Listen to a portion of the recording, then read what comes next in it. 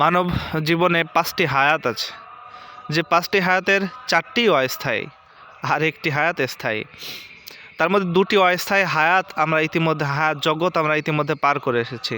আলমে আরোহা, দীর্ঘদিন লাখ লাখ কোটি কোটি বছর আমরা ওই আলমে আরোহার জগতে ছিলাম, রুহের জগৎ।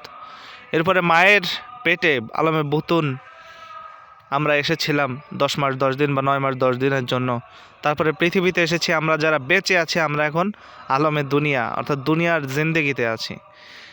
এরপর আমাদেরকে সবাই আলমে দুনিয়া ছেড়ে চলে যেতে হবে আলমে বারজাক, কবরের জগতে, যে জগৎ হয়তো লক্ষ লক্ষ বছর, হাজার হাজার বছর, শত শত বছর সে আলমে বারজাকে আমাদেরকে থাকতে হবে।